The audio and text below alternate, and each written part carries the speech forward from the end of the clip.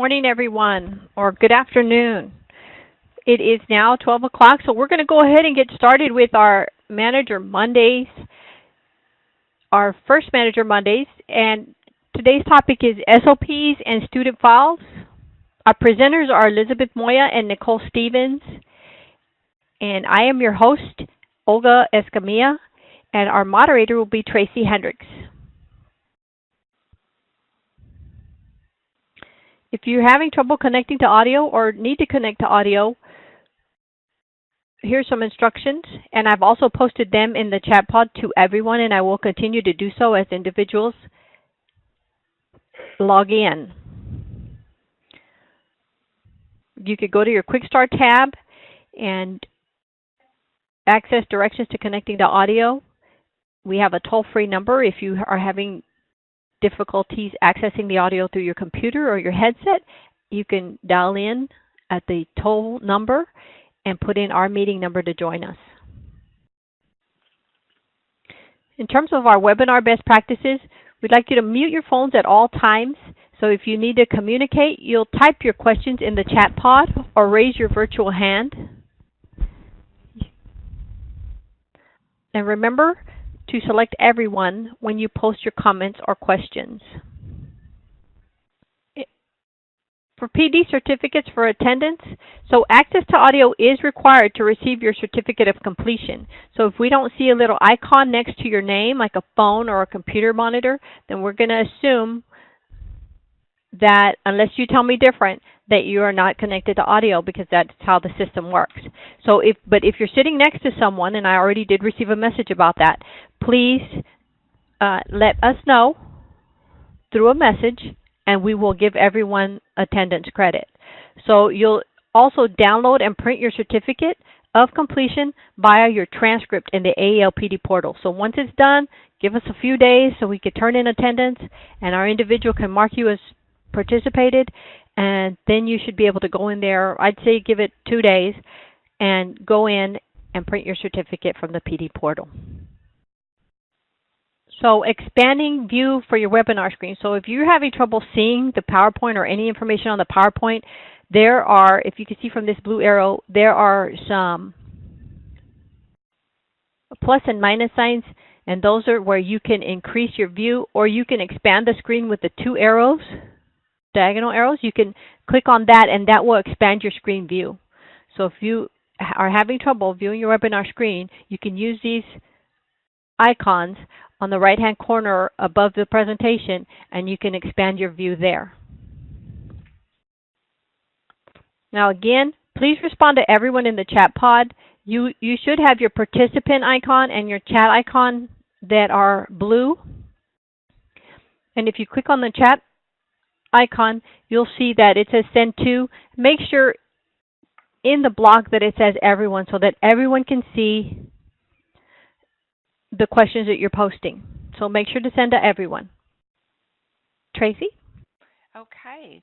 Well, I'm Tracy Hendricks. I'm one of the PD specialists at Train PD, and I want to welcome you to the very first Manager Monday webinar event. We're very pleased that you've chosen to join us during your lunch hour. Before we get started, though, with our great presenters, I want to explain the goal and purpose of Manager Mondays. This is going to be a time for program administrators to share best practices with each other, learn and ask questions on different topics related to management of an adult ed program. So this is a peer learning forum for you and your fellow grantees. The presenters have been chosen by TWC because they're meeting or exceeding performance and expectations in the particular topic being discussed. So in the coming months, we'll be choosing topics that will build on each other. For example, in May, on May 14th, the topic will be recruit to retain. And then the next month, I believe we're going to talk about retention. And if you have ideas or burning topics that you would like for us to address, this is your forum. And please email me and let me know what you would like to hear about, since this is peer learning. We may be calling on you in future months to help us present. So another thing to keep in mind is this is not a training. This is truly a sharing of best practices. And my theory about leadership is that good leaders are always willing to learn and grow. You may have a great program and everything's running along just like you want it, but there's always something that could be tweaked or implemented or done just a little differently, perhaps, or even just knowing that you're on the right track can be really helpful. So you will get PD credit for this, as Olga mentioned earlier, since it's related to the program management uh, PD requirements that you have as an administrator. So again, just a reminder that these are best practices identified by TWC that will be helpful as we move programs toward all of WIOA compliance, which we know is many, many compliance issues. So she already mentioned that please post your questions in the chat pod. Olga and I will moderate those questions, and we do have a point points in the presentation where we'll stop and have Liz and Nicole answer questions. We want you to share, if there's time, about what your program is doing, and I just hope that, again, you'll come away with a few aha moments or thoughts that you can use in your program. So I want to go ahead and introduce our great presenters. First, we have Liz Moya, who is with the Far West Consortium. She has this, I'm not going to read the whole thing to you because it's lengthy and many accomplishments, but she is the PD coordinator in the Far West Consortium and works as a curriculum specialist for Athleta Community Learning Center. She has gotten really involved with some great ideas in their program in El Paso, and it's great to be able to feature some of the great things that they're doing. And then we have, I'm going to go on, you can read her accomplishments there, which are many. We also have Nicole Stevens. She has been a new director for AEL since March of 2016. And Nicole has just pretty much revamped their program and done great things and brought her program. The things she's done have really been so much change, but bringing her staff along, how she's done it is really a great story and many things I think we can all learn from. So Howard College did win achievement awards at the TWC conference the past 2 years.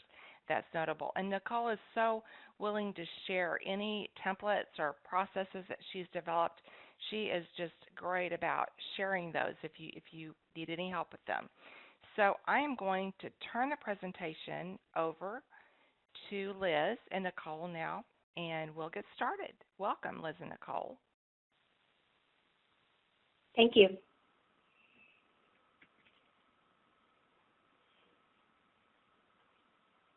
Some of our ideas, as well as give you an opportunity to hear about your ideas and any concerns related to SOPs and student files. Before we begin, let's find out who has tuned in today. Would you please use the chat box to list your role? Are you a program director, coordinator, or career navigator? Are you from TWC, a data clerk? Do you do Teams entry? We're going to give you a couple of moments to go ahead and type in the chat bot, please. And please ensure that you're responding to everyone. Okay. So while you're typing, I was going to say, don't be shy. Y'all are doing great.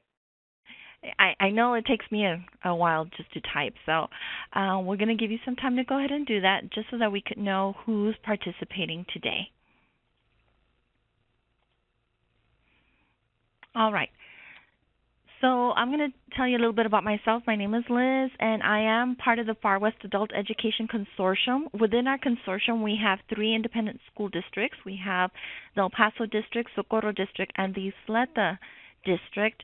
I am part of the Isleta District, and within the district, we have the Isleta Community Learning Center. We are a standalone site, and our consortium covers 2 counties at this time.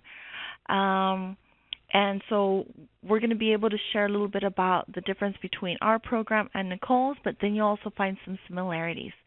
Nicole? Yeah, so I'm Nicole Stevens. I'm the AEL Director for Howard College, Concho Valley. We are a single provider, but we do cover a large geographic area which actually contains 13 counties. We are currently serving in 11 counties at this time. We have several face-to-face classes in our rural areas, but we also have a pretty established distance learning program as well. With that being said, we're also one of the smallest allocations in our AEL program. Okay. And these are some of the resources that we will be referencing today. So the compliance components we're taking from the RFP, the Texas AEL Assessment Guide, the Texas AEL Guide, and the TWC policy site that contains the AEL letters, the technical assistant bulletins, and the WD letters. Aside from the top-down guidance, Nicole will also be talking a little bit about the in-house policy that they have at her program.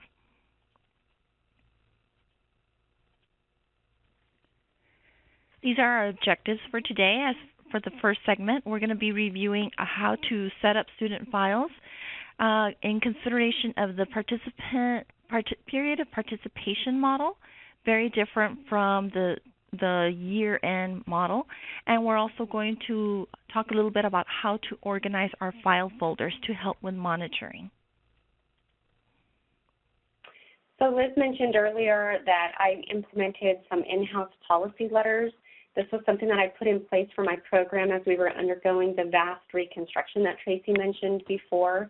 And this actually just helps us to be able to put into place better and more clear practices for my team and for our instructors and also for our college to help understand what we are doing. So this is something that I implemented to help put into practice some of the things that were not quite as described in the SOP, and they're easy to type up as they pertain to very specific things. Like this one here that I put up is for the AEL administrators folders and student procedures, and it has that date on there, and it is something that when the monitors came, I could easily pull it up for them so that they could see exactly when a certain policy was put into place, and they could see that from that time point on, we followed those policies.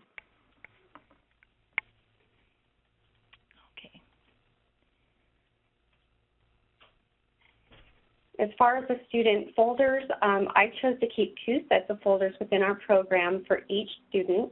That's so that the instructors can have pertinent student information, so things like the test scores and internal assessments that we do, and also so that we could keep all PII and original documents secure in the administrative offices. The administrative folders contain documents and student information required by the grant, especially, again, all of those forms that contain the PII. And the instructor folders contain all information necessary, like SMART goals and the test assessments, to help them be able to individualize the student learning for the goals that they want to achieve.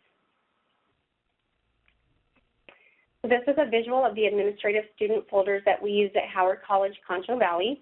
You'll see that there's a little bit of a difference with Liz's program. But our administrators chose to have just a 2-pronged folder system for easy storage since they keep all student files. The administrative folders contain, again, everything that has PII and all of the originals.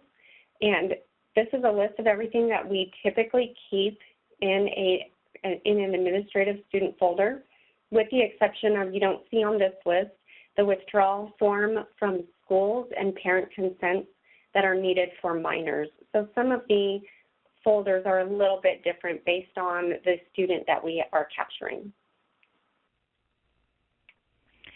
And as Nicole was mentioning, so those are some of the items that we both keep actually. The only difference is that these, what is listed here are in our own instructor-student folders. They vary slightly depending on the courses the student is taking, either HSC, ESL, or transitions. And so what I wanted to share with you is that we just use a different folder. We use a manila folder, unlike Nicole was talking about the 4-tab folder. We also include things like teacher assessments, like the formative assessments that they use, any learning inventories, drop forms like Nicole mentioned as well. These are some of the other documents that you might consider. That some that we include in our forms, in our folders, are justification for early testing, and those are accommodations, TSI scores, or maybe when a teacher has a student conference with one of their learners.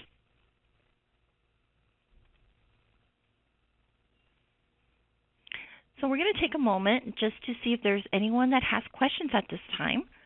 Please use the chat box, click send to everyone, and post your entry.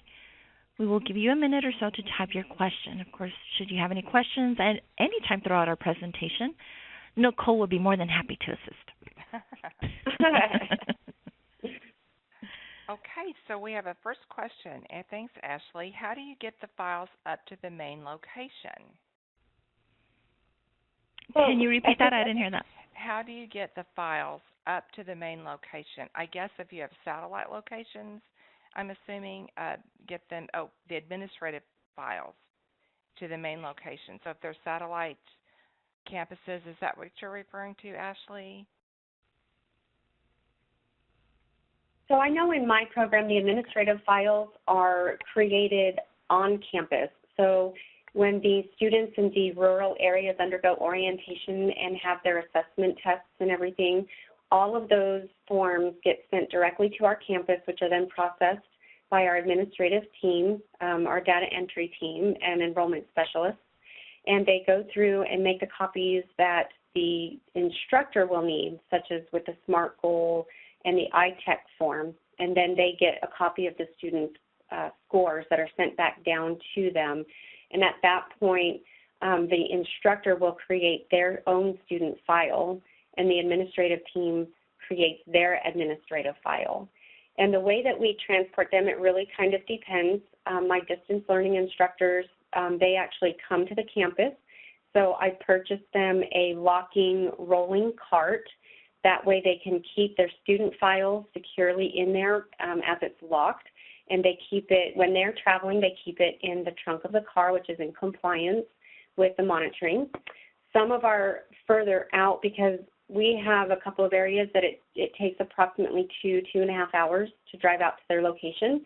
So they actually mail us their information. So when they do an enrollment form or an assessment, they will mail that to us, and then we mail it back. And what we use, again, to be in compliance is a double envelope system.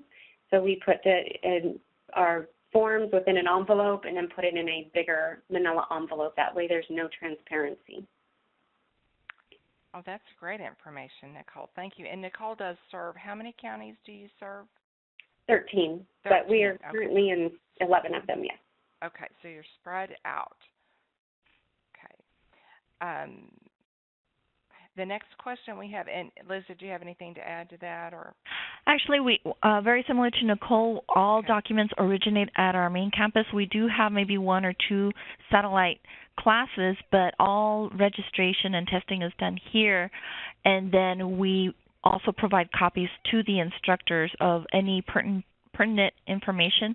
We also have a locking rolling cart, and we don't mail anything out, but we do share in those 2 systems.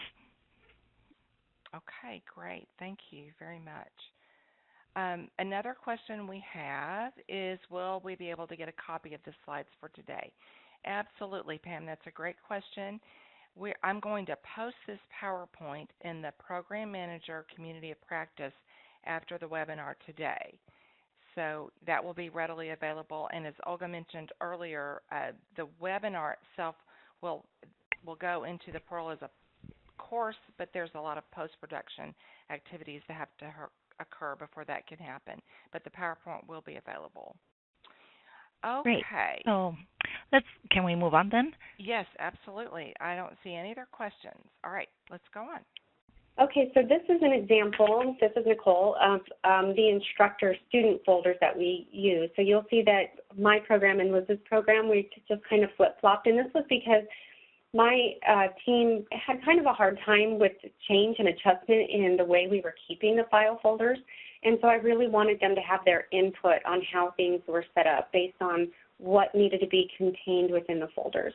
And so we decided on having this 4-pronged, well, it's actually 6-pronged, 4 pages folder for the student files because of everything that we do keep in there. We also have them keep examples of student works, registration forms.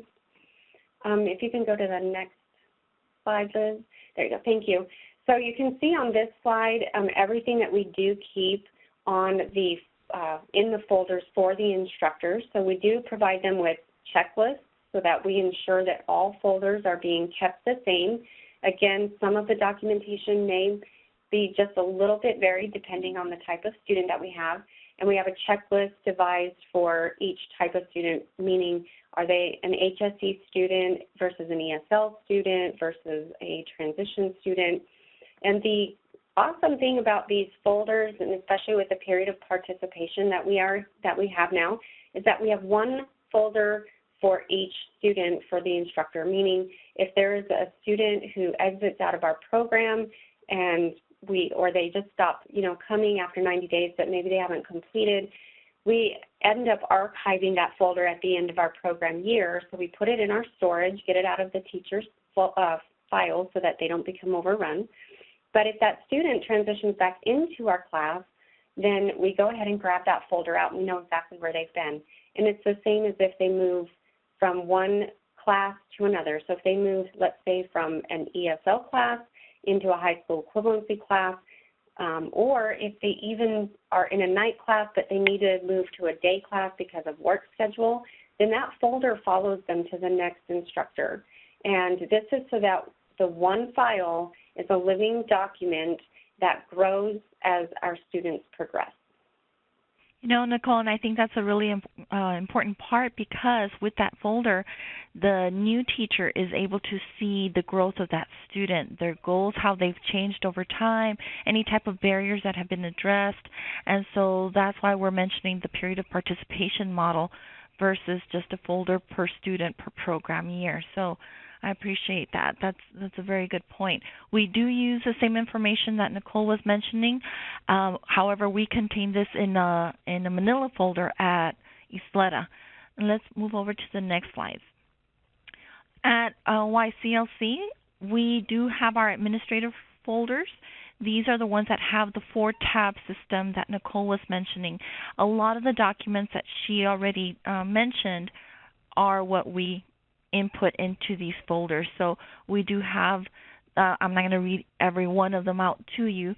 You could see it on your list, but each tab represents a different section of collection of data. And so this is the back side to the front side of the inner panels of that same folder. Again, a lot of the same information that Nicole was mentioning earlier. And we do document anything that students will turn in to us willingly. We don't typically ask for doctor's notes or things of that nature, but sometimes students just want it on file, so we'll keep it. And maintaining PII, it's kept under lock and key. So here's a question for you listening. What other types of documentation do you add or think should be added to a participant folder? Please add your response to the chat box below and ensure that you're responding to everyone.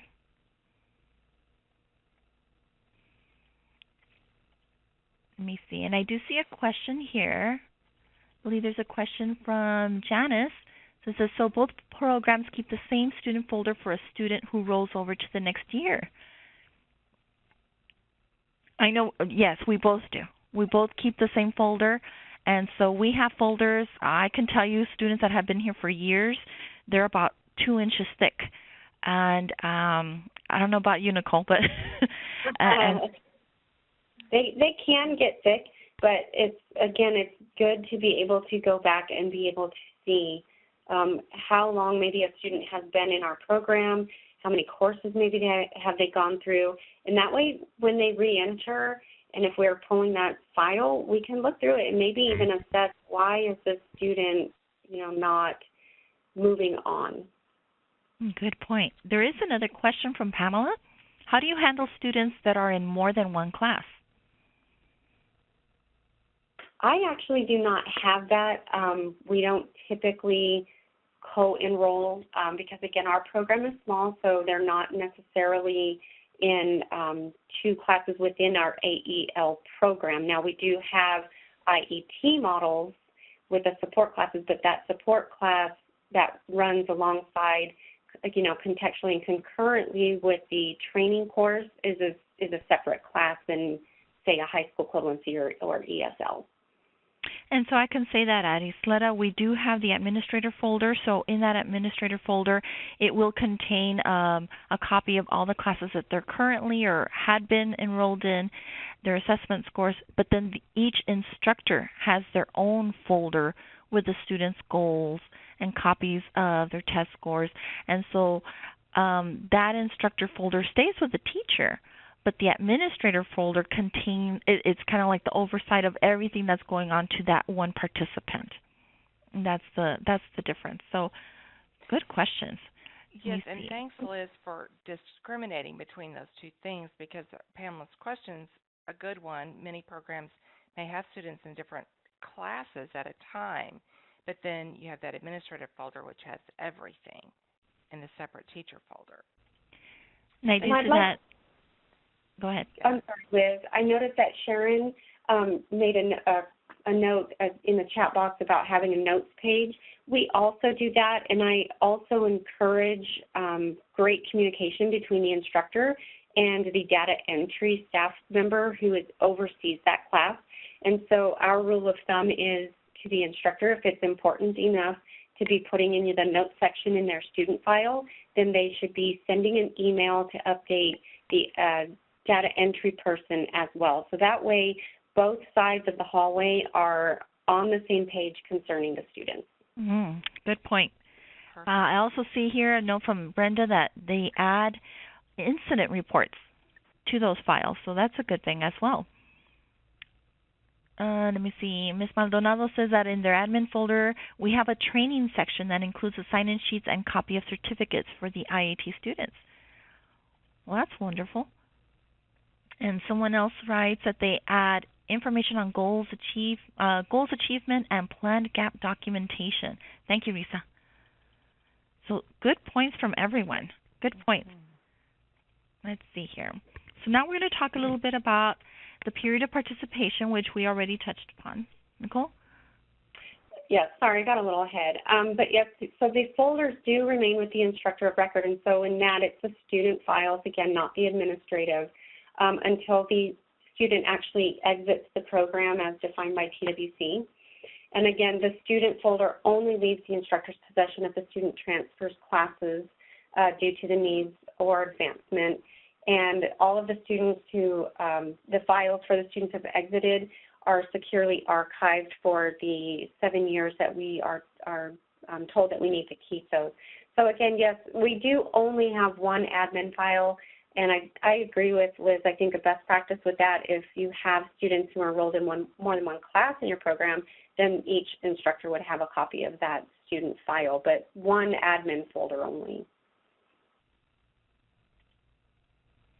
So here are some quick tips when you're creating a student file. Refer to the participant file checklist. This is something that had been provided to us, and it's on one of the web links that was posted earlier.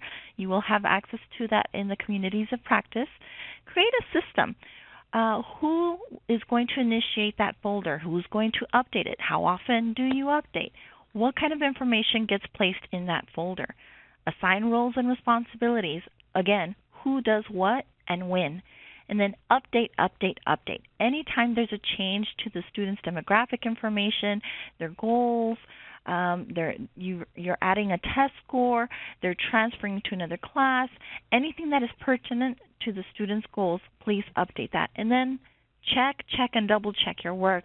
Like Nicole was mentioning, you want to have that dual system of whatever is documented in that participant folder is also documented by the data entry person into Teams to ensure that there is consistency in the data that is presented in those folders. And we've been talking about different types of file folders. We talked about the 4-tab folder, which is quite costly. So how do you eat an elephant? A little at a time. We're not asking you, these folders are not mandated by TWC or anyone else, but we find that in our programs they've been very helpful. It helps in organizing the information for the students and for the teachers. So if you have some money budgeted for supplies, invest in maybe purchasing folders for enough for one class or maybe for the daytime program or for the IETs. And little by little, you can invest in those 4 tab folders. Again, it's not mandatory. It's simply something that has worked for Nicole's program and for Isletta's. Well, I think what is interesting when you mentioned that, the cost, because that is always a concern. And again, we have a very small allocation, and I know when I brought up these student files, like I said, I had a little bit of kickback. And one of the things that was told to me by the staff was, well, this is going to be too expensive. But it actually balanced out between how we were doing it, because they were making a copy of a student's folder each time they moved around. And so in reality, we would have many folders for just one student. And so this actually just kind of cuts it down to where we just have the one. You purchase one folder for one student, and it will follow them forever. And there was a question from Donnie McGowan I saw, how do you securely archive the student folders? So when they get archived, I have a storage room here that we use with a double locking system, because the monitors will check for a double locking system, so typically a door to whatever office they're in, and then a locking filing cabinet. And so I keep the most recent, so usually the last 2 to 3 years of student files on campus here. And then I actually have a storage facility where, like at a U-Haul here locally, that I have. And again, in order to maintain that double locking system, I made sure to get a room that's behind a gate where you have to swipe a card to get through, and then it has the lock on the storage locker itself. And so that counts as the double locking system. We have the very same idea, where we have the double locking system of our locking file cabinet as well as the storage area. And however, we maintain all of our files by alphabetical order by program year. And so when a student leaves our program and then they want to come back, we look into those file folders, and typically we'll find them by their last name, and then we just renew that folder and input their new registration date, and then it gets processed now into the inside office area where the current students' folders are maintained. So we do have another question. Let me see. This is from Sharon. Who regularly monitors to let instructors know when a participant has officially exited? Do you then collect that participant's folder?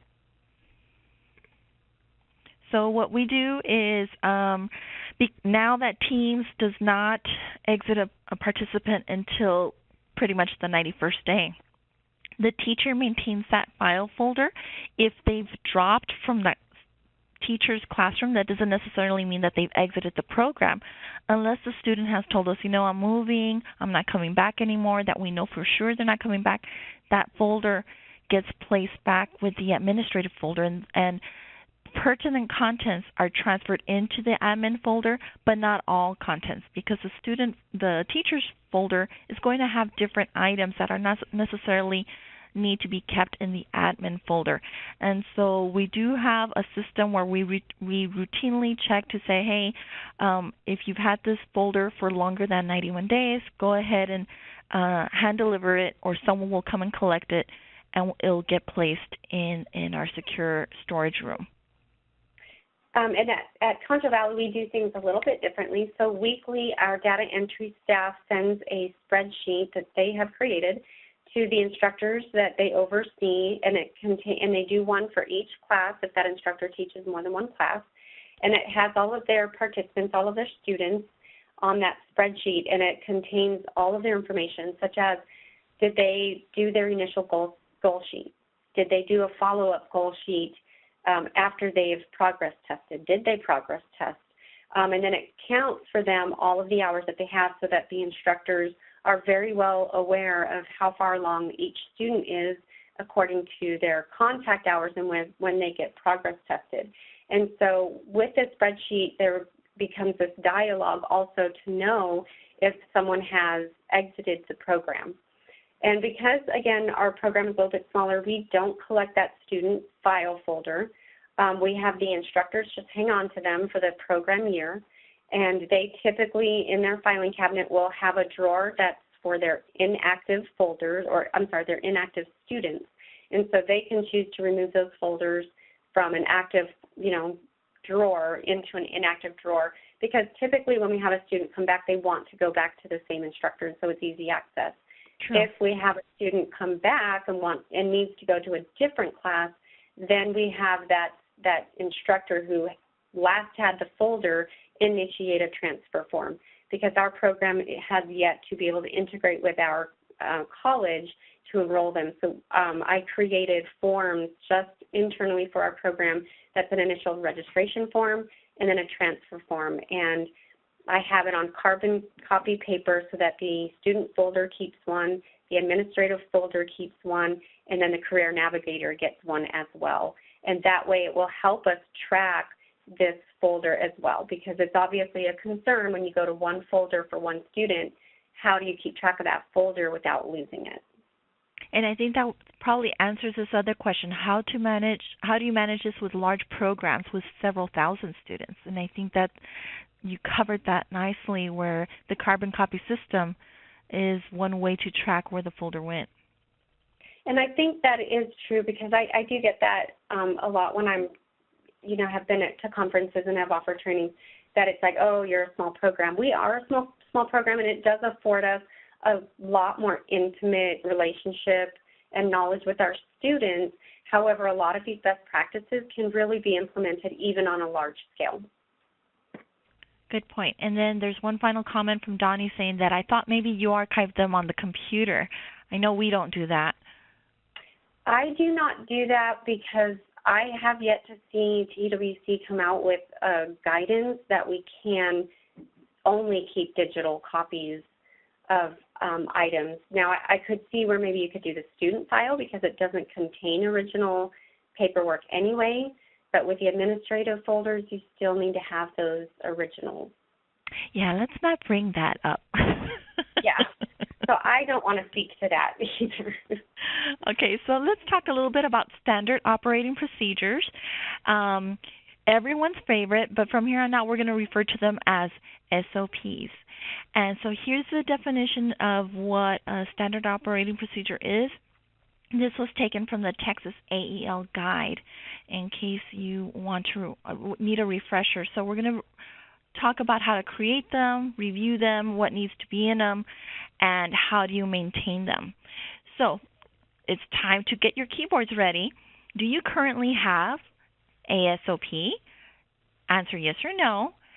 And how do you know what needs to be an SOP? So we'll give you some time. Jeopardy's music is playing in the background. So someone says, Ashley says yes. They're listed in the grant assurances. That's why we're here. Thank you, David. So I know everyone's typing away. Yes, they are requirements in the grant, and let's see. They're addressed in the RFP. Great. So we have the right folks attending the right session. So these are the ones that are required. Many of you had already listed. Yes, it is a requirement. It was part of the grant renewal process or to get the RFP. These are the ones that are listed, again, in the Texas AEL guide. And these are some that are suggested in case you have written some SOPs but not have expanded beyond that. And so some include instructional planning. Have you ever considered your ITech plan? Who writes that? Who updates that? Who's in charge of that? Maybe HSC testing. Do you do any in-house testing, official practice testing? Who maintains those scores? Where do those scores go? How are they filed? Is PII also filed when those scores are documented? The syllabus. Again, who writes that? Who maintains that? Who issues that out? Who reviews them, if anyone else? Lesson planning or substitutes. Do you have a program when a teacher's out? What happens to that class when the teacher's absent? Does another teacher cover that? Do they know that they're supposed to cover that? Who's supposed to call for coverage? Is the teacher supposed to call in? How far in advance? These are all the kinds of questions that you might want to consider as far as instructional planning. Do you need an SOP for that? Then there are student issues. Do you need a student handout? We're supposed to have a student handout, but again, who writes it, who maintains it, where is it posted, or where is it printed, where is it archived? Issues like outreach, who's supposed to help the students? When there's a referral, how is that documented? Any student transfers, or maybe student drops, those kinds of items. Thinking about program improvement, what about the internal evaluation of your program? Does that system exist? How are expenditures managed? How are the reviews of contract deliverables done? Who does that? How often? The evaluation of instruction or the development of new IETs. What is considered in that process? So we're told by TWC what to do, but it's different from program to program.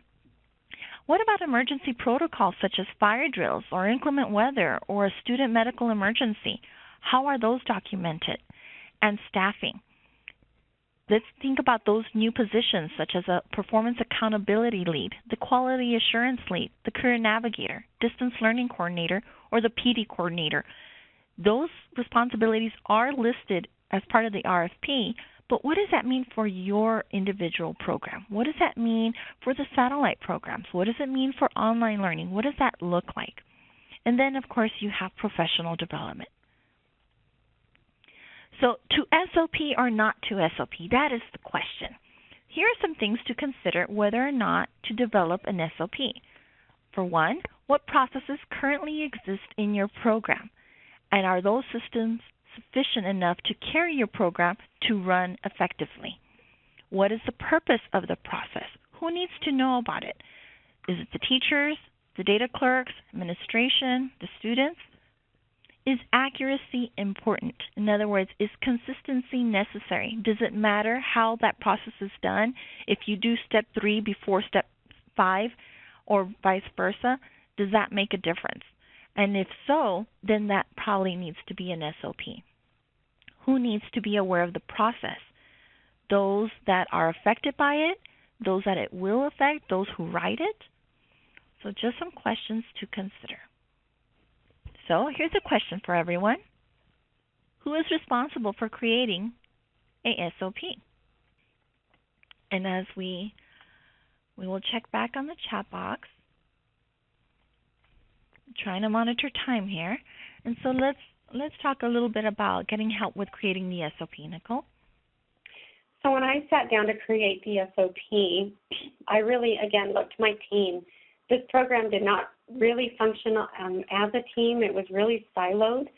And so I wanted to get the appropriate people in on the discussion because I don't want this program to be run from the top down, but to really run nicely and to have everybody's perspective.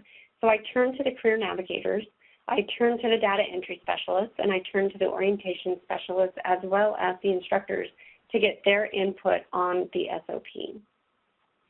And Rachel does add to what you're saying. She says that directors, deans, vice presidents, with input from everyone to add to your list. So thank you for that, Rachel. And then Mauro says that the person who is responsible for the area in question was support from area team members. So yes, very true. You need to get those team members involved.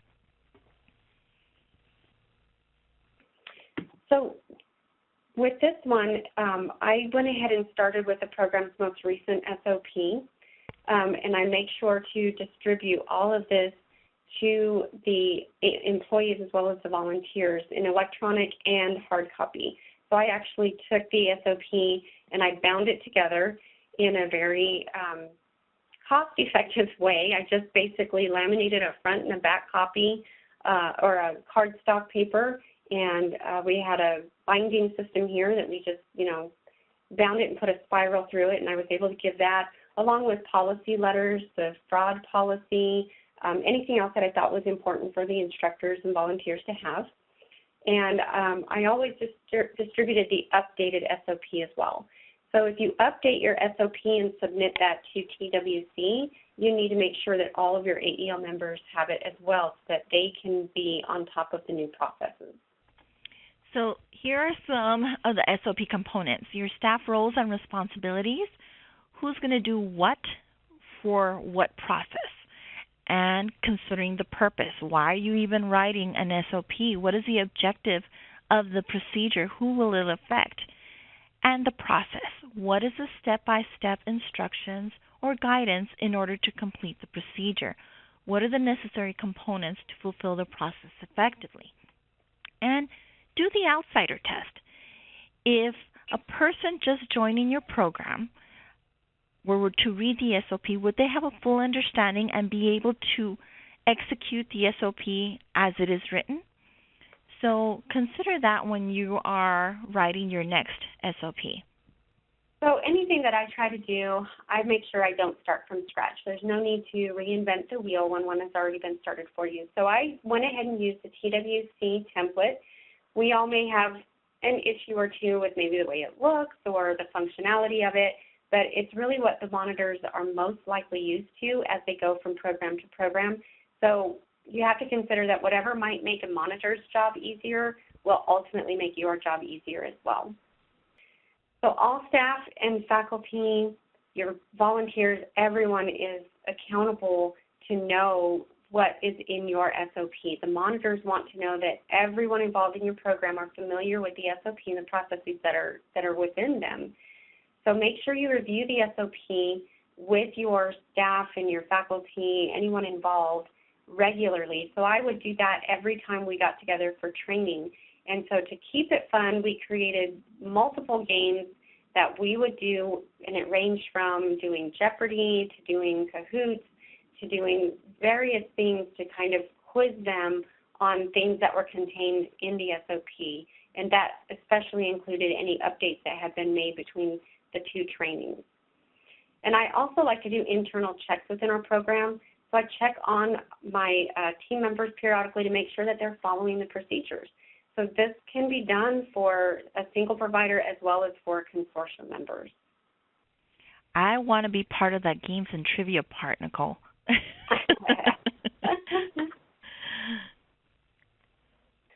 There is a question about where to find the TWC's SOP template. And I know when I first took over March of 2015, Elena Madrid was my program specialist at the time, and I just emailed her and asked her for the template. So your program specialist should have an electronic copy of your program's SOP that you can then change and update if you'd like. And so, and with that being said, TWC should have the most recent copy. So if you update, revise, or change the SOP, you need to make sure you submit that to TWC. And your SOP really should change, maybe not every program year or within the program year, but hopefully each program is progressing and evolving and growing. And I just put a little statement there, education is not stagnant, programs are not immutable, so SOPs are not outdated. Make sure that whatever you're implementing in terms of changes goes within that SOP, because your monitors will check, and whatever is in your latest SOP, that's the process that should be followed. So here are some helpful tips. Define your acronyms. We have HSC, AEL, IET, MOS. You get the idea. So don't assume that that any person within your program even would understand what all those acronyms signify or abbreviations. Detail the process. List exactly who will do what for how long, at what point, and then they turn it over to who. Determine key personnel. We often think of SOPs for administration or coordinators, but what happens when a process is in place and who does the important task? You know what I'm talking about. Who's going to set up the room for the orientation? Who's going to call the students to schedule testing? So don't assume that it's only the tester that needs to be aware of the SOP or only the program director needs to be aware. It's everyone that has any type of action involved within that SOP. And decide your audience. Is it going to be the person that's writing it, the person that it affects, that you communicate this to? Direct to related documents. Oftentimes we might get a little trigger happy. We write SOPs, but we forget where the guidance came from. So as an important tip, consider adding the original reference to why you're having this procedure done. So, for example, if you're writing an SOP on enrollment of minors, it might be a good idea to cite the Texas AEL guide or letter of attestation letter to incorporate as reference for future implementation. Document change history. Administration may come and go, but programs will always stay. So sometimes we have a process in place and we don't know why. We just kind of adopted it. It's been with us, and once we stop to think, why do we do this way? I don't know. But if you add a little paragraph explaining why you gave birth to this SOP, maybe in the future it'll provide some relevancy, and if not, then they can go ahead and eliminate it. Develop a plan B. When plan A doesn't work, then you need a fallback system. Consider that contingency plan. And do simple. When you're writing an SOP, write it in simple terms. You don't have to get all fancy. Use bullet systems, a numerical format, or ABC format to indicate who will do what. And this is not for you. This is just to get your heart going a little bit. Any questions out there? I know everyone's typing away. Y'all have had some great responses from a few people who are added that they have the people who are responsible for the area in question with support from team area members on writing SOPs. And I know that some of y'all are going, oh yeah, we know this, but at the end of the day, these things are what make your programs work well or not so well. And so they're key to building a firm foundation, which is what we wanted to start with. And Rachel Benavides put directors, deans, VPs with input from everyone. SOPs are kind of as Nicole and Liz both said, a top and from the bottom, and should come together in the middle so that everyone is using them, or they're useless if you just turn them into TWC and then no one uses them. Any questions other than, and Ashley, we'll get that answer for you because I was looking online about the TWC SOPs, and I can't locate it on the website. I think that may be something we will get back to you on. Ashley says, great presentation. And Nicole and Liz, you did a great job. Thank you for all your sharing. Mauro says, since an SOP is a living document, is it okay to stamp draft or not on the cover? Well, I think if you were to place a draft on it, the level of accountability would kind of lower. Mm-hmm. And so someone else had said, place the date of when it was last updated or revised, and at least you could say, well, you know what, that's what it was back then, and then if you feel that no longer works for you, you can update it once again. So we don't expect, and I don't even think TWC expects you to adhere to the SOP from the start of your program, but if you have not updated your SOP and it's 3 years later and you do things differently from what was in that first SOP, I think that's where they might have some questions. Mm-hmm. Well, and at the beginning of each grant year, you do have to submit your SOP. Even if you don't want to make any changes on it, the very minimal you should do is put the new program year date on there.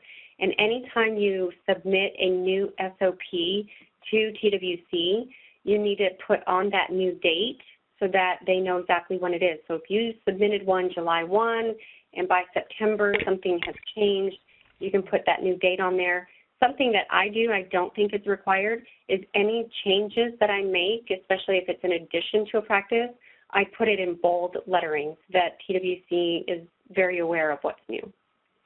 Great. Those are good ideas because as posted in the chat pod, your SOP must match what you're doing. So when the monitors come, everything's lining up with what you're currently doing. These And are I just great want to say, when your suggestions. monitors come too, it is very easy then, because you'll get a pre-questionnaire if you have not undergone monitoring. It's very easy then to just go to your SOP and copy and paste, because a lot of the information they are going to want you to turn into them comes directly from the SOP. And so it really also will save you a lot of time when monitoring comes. Good point.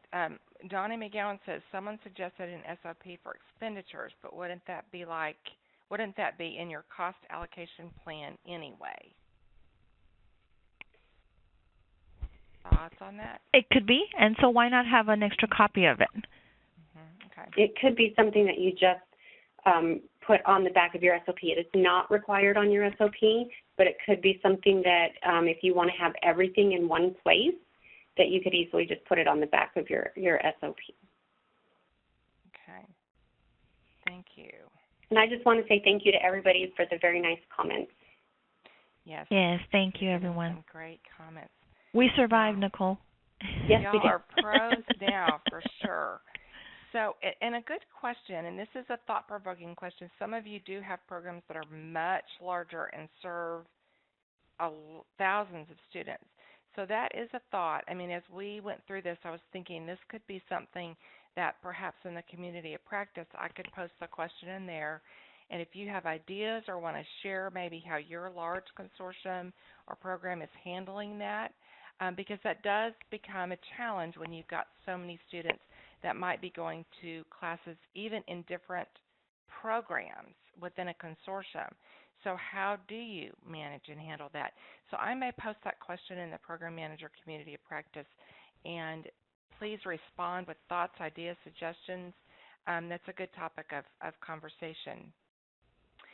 So I think we're done today. I want to mention that, as I said, the PowerPoint and the checklist will post in the Community of Practice. It does need to be worked on a little bit post-production and made ADA compliant, so that takes a few days. I will post that in the Program Manager Community of Practice. If you're not a member of that, go to that Community of Practice and click to join the community, and then when I do post any questions or this PowerPoint later in the week, you'll get a notification that it's in there, and you're free to share things in there as well.